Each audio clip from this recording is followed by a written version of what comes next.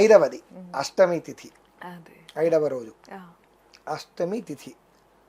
లక్ష్మీ గణపతి ఆ తిథికి అధిష్టాన దైవం, ఓకే మహాలక్ష్మీదేవి. ఆ రోజు ఆ మహాలక్ష్మి సహిత గణపతి. ఓకే ఆ రోజు తామర పూలతోని హా, మరియు చెరుకు గడలతోని ఓకే లేదా జిల్లేడు పువ్వులు ఉంటాయి కదా, అవును పువ్వులతో మాల, ఓ జిల్లేడు పువ్వులతో మాల, తామర పూలతోని చక్కగా అర్చించాలి ఆ లక్ష్మీ గణపతిని.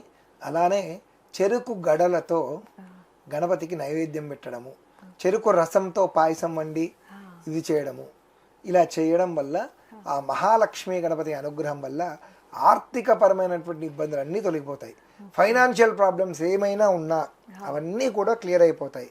అంతేకాకుండా మొండి బాకీలు, ఎవరైతే మన డబ్బు పాపం ఎవడో వాడు కష్టాల్లో ఉన్నాడు, ఇబ్బందుల్లో ఉన్నాడు, మనము మానవతా దృక్పథంతోనే అతనికి సహాయం చేద్దామని డబ్బులు ఇచ్చాం. అదే తీరా డబ్బులు తీసుకున్నాక తను మనకు వడ్డీ ఇవ్వకపోగా, డబ్బులు ఇవ్వకపోగా ఉల్టా మనకే రివర్స్ అవుతూ ఉంటారు కొంతమంది. అవును అలాంటి వాళ్ళ పేర్లను జిల్లేడు ఆకు మీద రాసి ఆ రోజు గణపతి దగ్గర పెట్టమన్నది శాస్త్రం. 5వ రోజున ఓకే ఒక రాత్రి మొత్తం పెట్టాలి గణపతి దగ్గర. ఆ, మర్నాడు ఉదయం ఆ జిల్లేడు ఆకును తీసి మట్టిలో పాతి పెట్టాలి.